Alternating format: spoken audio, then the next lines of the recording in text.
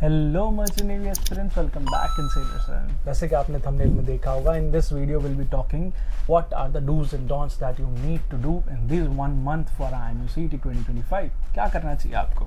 तो पहला सबसे बिग नो जो है वो ये है, please stop looking for the things कि 30 दिन में आप IMUCT टॉप कर जाओगे, 20 दिन में आप IMUCT क्लियर कर जाओगे, ये और वो एंड ये महालाइव वहालाइव ये वो जाके स्टॉप डूइंग दैट, बिकॉज उनसे किसी का फ़ायदा नहीं होता। वाई? उनसे उनका फ़ायदा होगा जिनका बेसिक्स क्लियर है। मैं सबको नहीं कहूँगा मत जाओ, प्लीज़ गो फॉर दैट, लेकिन कौन? जिनके बेसिक्स क्लियर है, जिनको लगता है कि मैं ये सब वीडियो देख के कुछ ना कुछ ऐसी अलग सी चीज़ें सीख लूँगा जो कि मैंने अभी तक नहीं सीखी, लेकिन उन महाशयों के लिए नहीं जिन्होंने अभी तक तैयारी ही चालू नहीं करी and in the end session वो चाहते हैं कि भैया करा दो IMUCT पास, उसके बाद भैया ला दो मेरी IMUCT में ranking. Not possible bro, simple. तो सबसे पहला डॉन्ट्स तो यही है यार कि प्लीज़ डोंट डू दैट। अगला, अभी से आप मॉक में ज़्यादा फोकस करिए। IMUCT 2019 का एक ऑफिशियल पेपर भी उनकी वेबसाइट में होगा, और इससे पहले की वीडियोज़ में मैंने एग्जैक्ट क्वेश्चन जो आपको 8 महीने पहले मैंने बताए थे, एग्जैक्ट क्वेश्चन ऑफ IMUCT 2024 जो बच्चों के रियल एक्सपीरियंस के ऊपर थे, आपने वो तो देखा नहीं। मुश्किल से 300-400 व्यूज़ थे, क्योंकि 300-400 बच्चों ने ही देखा, और जिन्होंने देखा उन्होंने फ़ायदा उठाया। अब क्या कर सकते हैं? अभी भी आप जाके वीडियो देखो, अभी फिर से मैंने वो वीडियो निकाला था, दोबारा से वीडियो देखो और उसमें ये देखो किस टाइप के क्वेश्चंस हैं, और आपको जब टाइप पता चले तो उन टाइप के हिसाब से मॉक लगाना चालू करो। अगला चीज़, आपको पता रहेगा कि नेगेटिव मार्किंग होती है IMUCT में भी, राइट?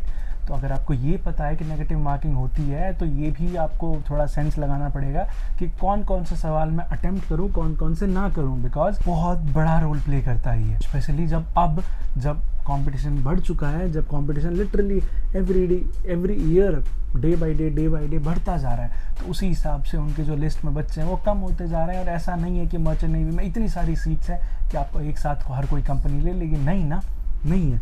तो स्टार्ट लर्निंग, और आपको ये पता करना रहेगा यार कि कौन से सवाल में अटेम्प्ट करूँ, कौन से ना करूँ, क्योंकि कुछ सवाल होंगे आपको लगेगा यार इसका आंसर मेरे को ये लग रहा है, लेकिन आपका थोड़ा दूसरा दिल कहेगा कि ये नहीं भी हो सकता है। तो उसमें भी आपको you have to play by your mind, you have to play by probability की if you think this is 80% right and 20% wrong, then go for it, but if you think it is 80% wrong and 20% right, please don't do that, है ना?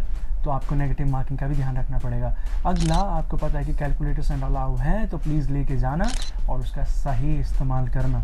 And ऐसा मत करना कि आपको calculator use ही ना करो पूरे उसमें, क्योंकि बहुत सारे सवाल ऐसे होंगे जो आप कैलकुलेटर से कर सकते हैं। अगला, अगर आप फिजिक्स केमिस्ट्री वगैरह उठा रहे हैं तो प्लीज़ उनके फार्मूलाज या फिर उनके जो ऊपर के जो वर्कबुक्स होते हैं उनसे जाइए, क्योंकि बहुत सारी चीज़ें केमिस्ट्री में सिंपल सी चीज़ें पूछी जाती हैं।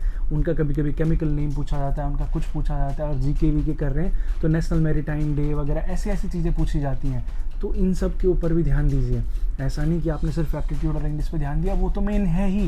एप्टीट्यूड और इंग्लिश तो कितनी बार पूछवा लो हम लोगों से, it's the main subject for you to crack your IMUCT, synergy, Anglo, किसी चीज़ का भी मेन तो वो है ही, क्योंकि ये सब चीज़ें तो चाहिए ही चाहिए आपको।